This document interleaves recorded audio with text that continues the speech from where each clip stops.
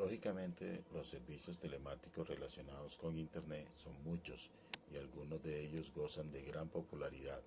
Se puede decir que prácticamente todas las actividades comerciales tienen un servicio correspondiente en Internet.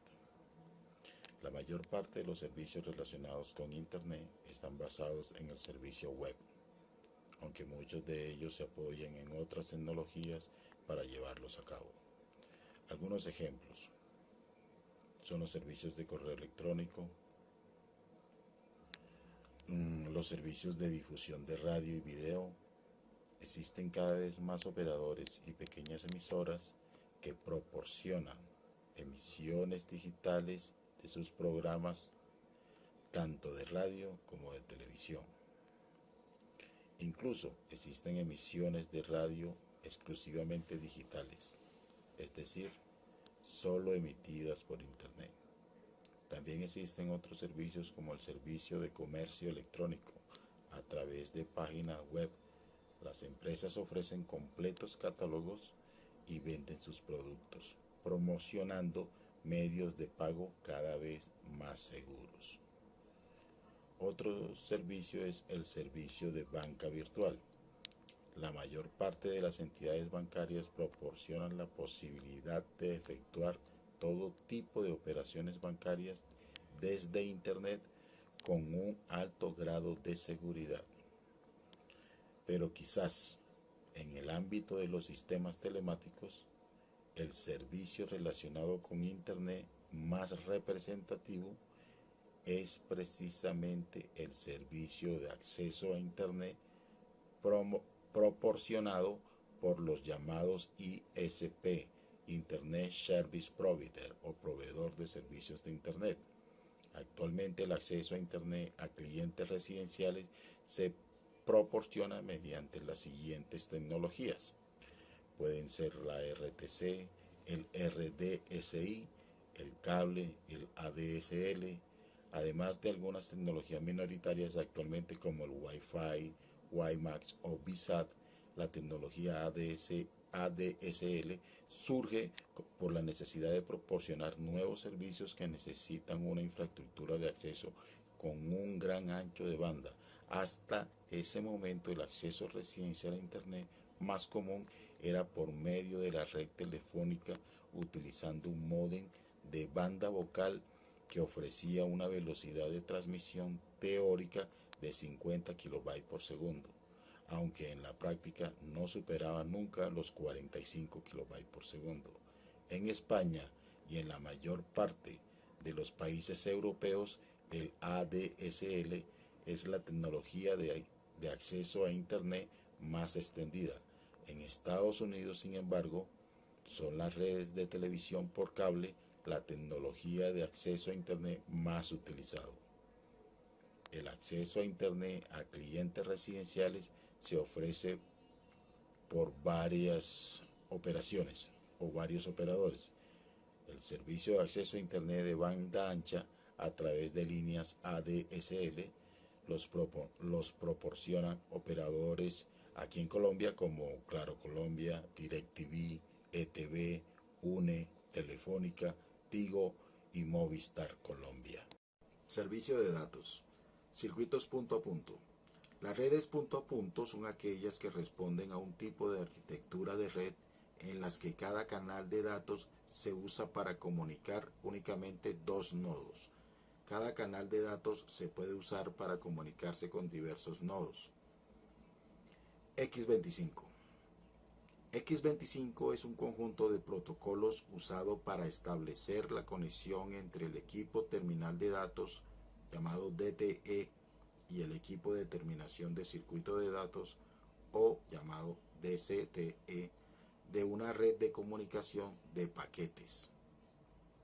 Es decir, X25 se utiliza como protocolo en la interfaz de acceso a una red de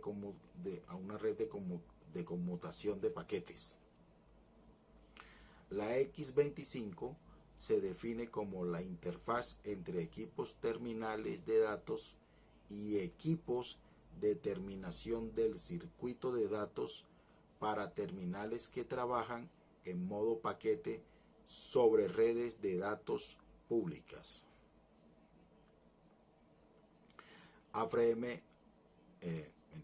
Friend-Relay. La técnica Friend-Relay se utiliza para un servicio de transmisión de voz y datos a alta velocidad que permite la interconexión de redes de área local separadas geográficamente a un costo menor. Friend-Relay es una tecnología de conmutación rápida de tramas basada en estándares internacionales que puede utilizarse como un protocolo de transporte y como un protocolo de acceso en redes públicas o privadas, proporcionando servicios de comunicaciones. ATM. El modo de transferencia asíncrona, ATM, es un concepto de telecomunicaciones definido por las normas de las organizaciones ANSI y la UIT, Unión Internacional de Telecomunicaciones, para el transporte de una gama completa de tráfico de usuarios, incluidas las señales de voz, datos y video. ATM es una tecnología de switching basada en unidades de datos de un tamaño fijo de 53 bytes llamadas celdas. ATM opera en un modo orientado a la conexión. Esto significa que cuando dos nodos desean transferir, deben primero establecer un canal o conexión por medio de un protocolo de llamada o señalización. Una vez establecida la conexión, las celdas de ATM incluyen información que permiten identificar la conexión a la cual pertenecen. En una red ATM, las comunicaciones se establecen a través de un conjunto de dispositivos intermedios llamados switches.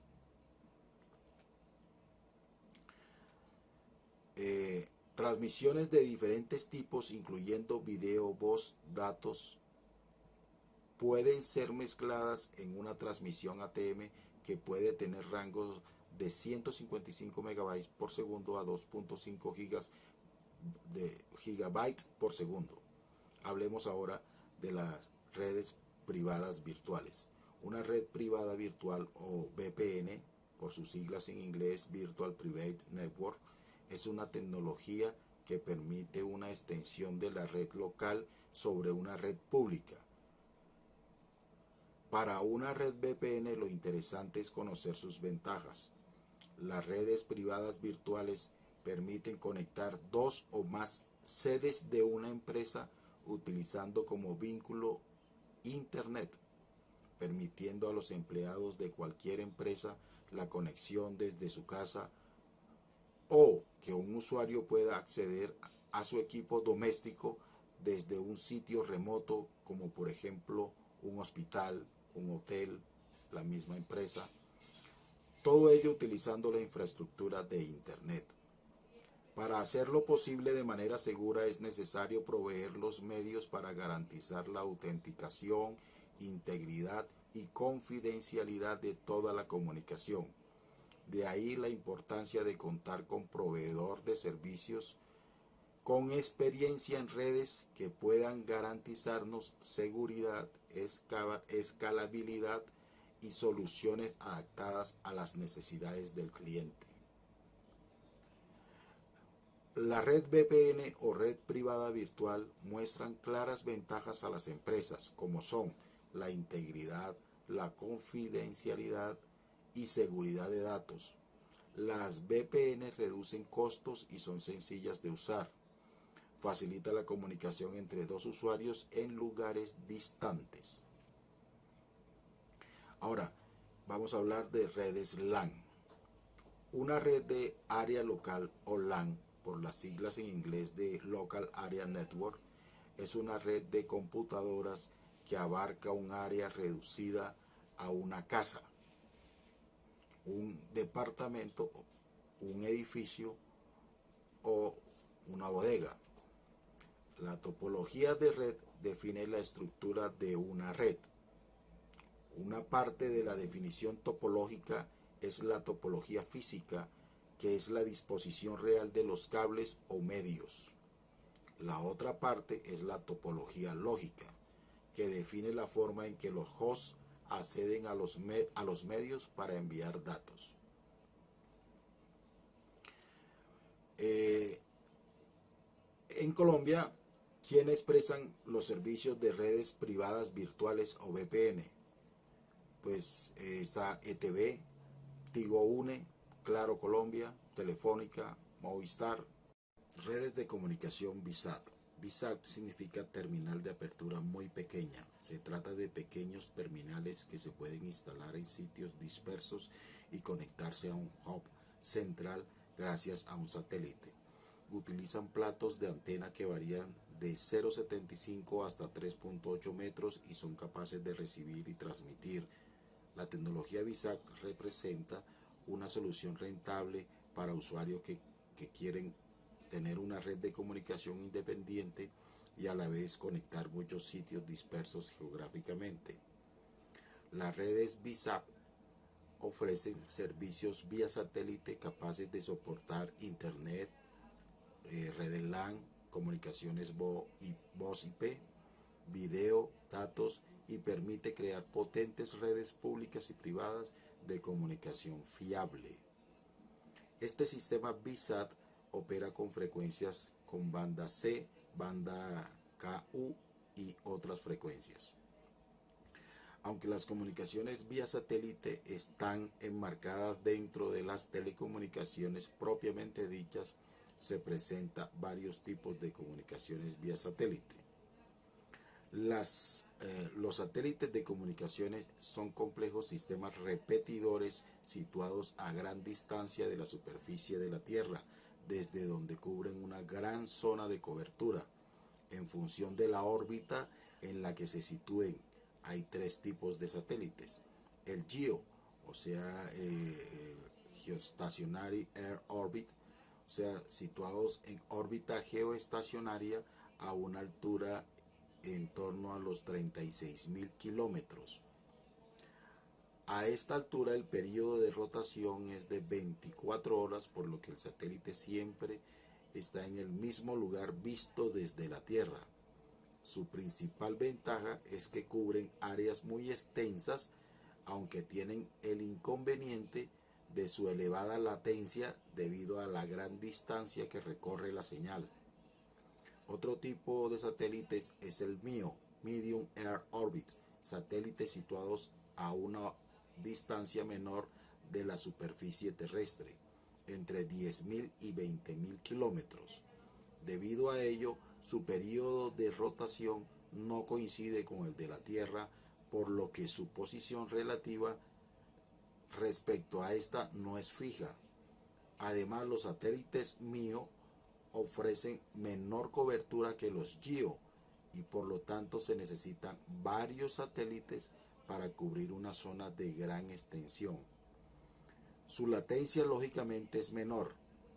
Y por último están los satélites LEO, Low Earth Orbit, satélites de órbita baja.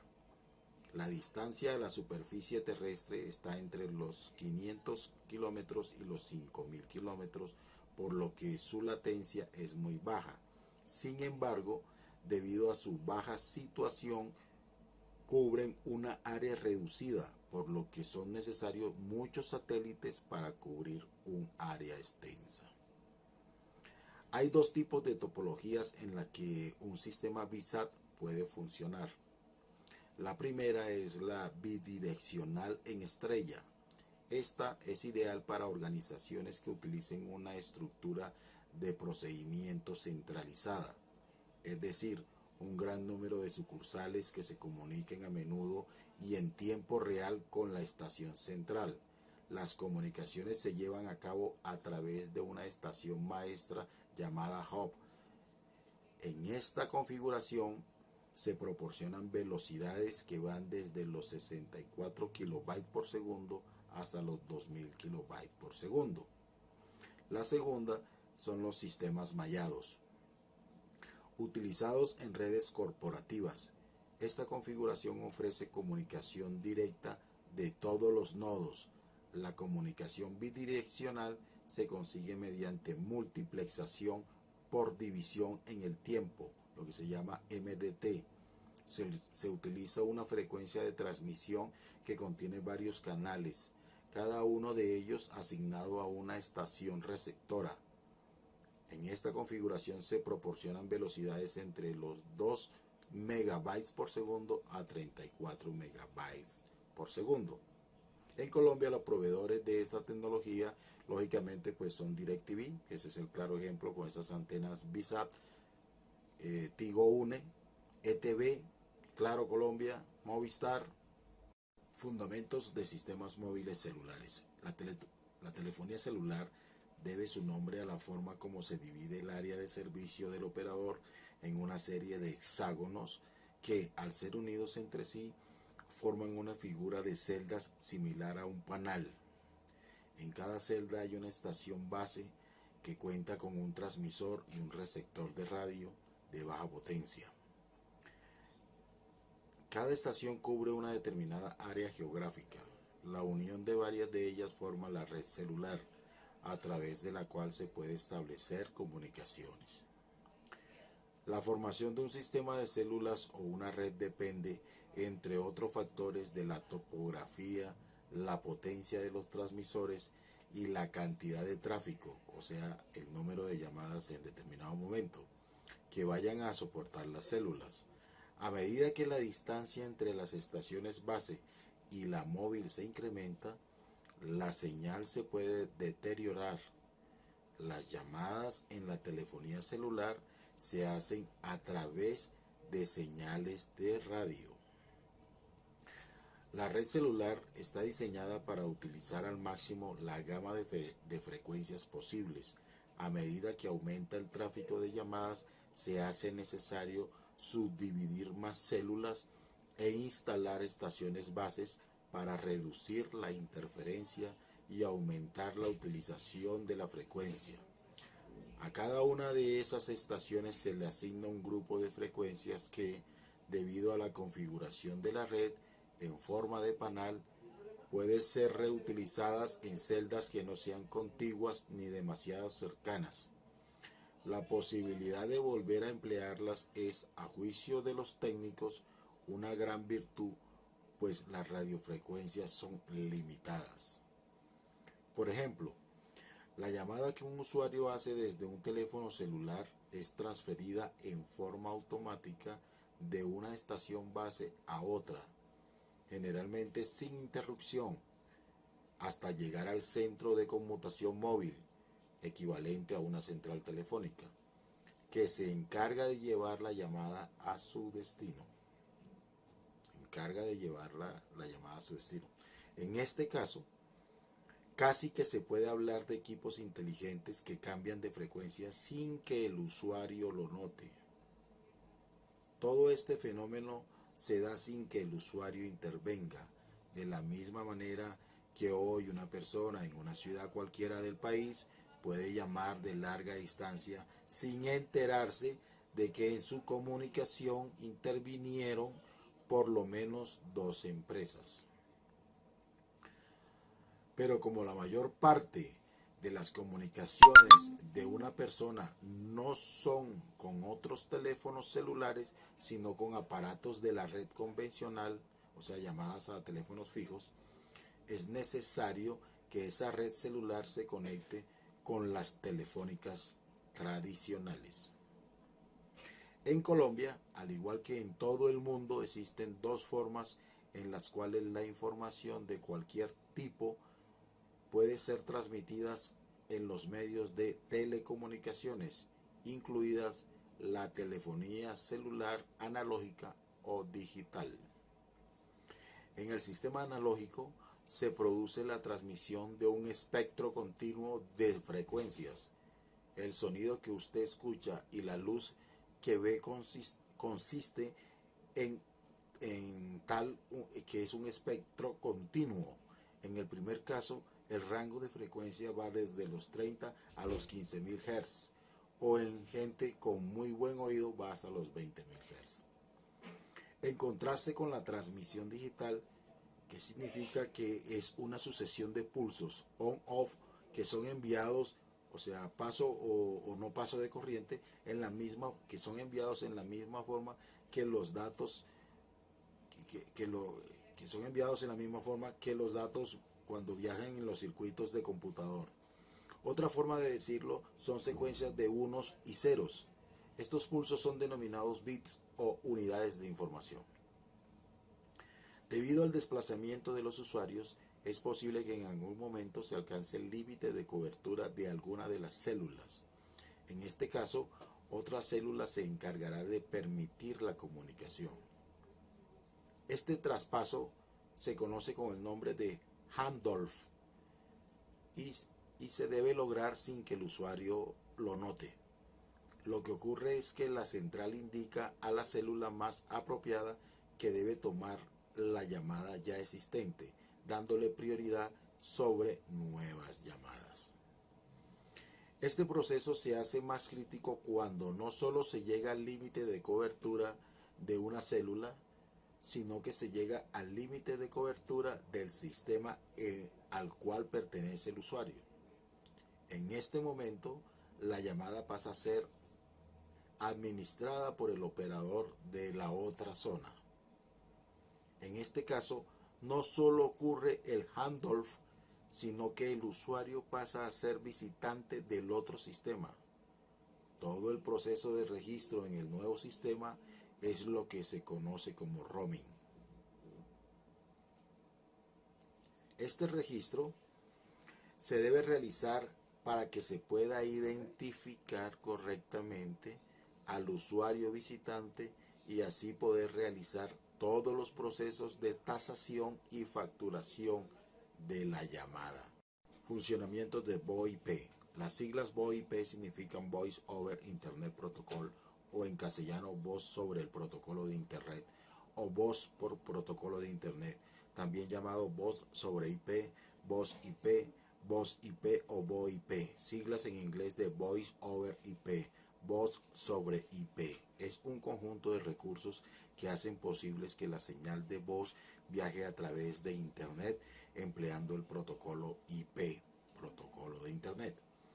Esto significa que se envía la señal de voz en forma digital en paquetes de datos en lugar de enviarla en forma analógica a través de circuitos utilizables solo por telefonía convencional. Los protocolos de Internet que se usan para enviar las señales de voz sobre la red IP se conocen como protocolos de voz sobre IP o protocolos IP. El tráfico de voz sobre IP puede circular por cualquier red IP, incluyendo aquellas conectadas a Internet, como por ejemplo las redes LAN, o sea, las redes de área local. Es muy importante diferenciar entre voz sobre IP, VoIP, y telefonía sobre IP. VoIP es el conjunto de normas, dispositivos, protocolos, en definitiva la tecnología que permite transmitir voz sobre el protocolo IP. Y la telefonía sobre IP es el servicio telefónico disponible al público realizado con tecnologías de VoIP. Ahora hay ciertos elementos. Un elemento es el cliente. El cliente es el que establece las llamadas de voz. Esta información se recibe a través del micrófono del usuario. Entrada de información. Se codifica, se empaqueta y de la misma forma esta información se decodifica y reproduce a través de los altavoces o auriculares, o sea, la salida de la información. Un cliente puede ser un usuario de Skype o un usuario de alguna empresa que venda sus servicios de telefonía sobre IP a través de equipos como los ATAs, o sea, adaptadores de teléfonos analógicos, o teléfonos IP, o softphone, que es un software que permite realizar llamadas a través de una computadora conectada a Internet. Otro elemento son los servidores. Los servidores se encargan de manejar operaciones de base de datos realizado en un tiempo real como en uno fuera de él. Entre estas operaciones se tiene la contabilidad, la recolección, el enrutamiento, la administración y el control del servicio en el registro de los usuarios. Usualmente en los servidores se instala software denominado switches o IPPBX, conmutadores IP. Ejemplos de switches pueden ser VoIP Switch, Mera, Netphone, entre otros, y el IPPBX puede ser los de Alcatel, Cisco o Avaya en marcas comerciales y Asterisk de código abierto. Con estos tres elementos, la estructura de la red VoIP podría ser la conexión de dos delegaciones de una misma empresa. La ventaja es inmediata. Todas las comunicaciones entre las delegaciones son completamente gratuitas. Este mismo esquema se podría aplicar para proveedores, con el siguiente ahorro que esto conlleva. Los gateways son unas puertas de enlace o pasarela. Los gateways, puertas de enlace o pasarela, brindan un puente de comunicación entre todos los usuarios. Su función principal es la de proveer interfaces con la telefonía tradicional adecuada, la cual funcionará como una plataforma para los usuarios, o sea, los clientes virtuales. Los gateways se utilizan para terminar la llamada, es decir, el cliente origina la llamada y el gateway termina la llamada. Eso es cuando un cliente llama a un teléfono fijo o celular. Debe existir la parte que hace posible que esa llamada que viene por internet logre conectarse con un cliente de una empresa telefónica fija o celular. La arquitectura de red. El propio estándar define tres elementos fundamentales en su estructura, que son las terminales, que son los sustitutos de los actuales teléfonos. Se puede implementar tanto en software como en hardware. El gatekeepers, que son el centro de toda la organización VoIP y son el sustituto para las actuales centrales. Normalmente se implementan por software. En caso de existir todas las comunicaciones que pasen por él, los protocolos de VoIP son los lenguajes que utilizarán los distintos dispositivos VoIP para su conexión. Esta parte es importante ya que de ella dependerá la eficacia y la complejidad de la comunicación. Muchas gracias por su atención. Les habló Jorge Aguilar Conde, estudiante de la materia de Ingeniería de Telecomunicaciones, SEAD, José Acevedo y Gómez, UNAD.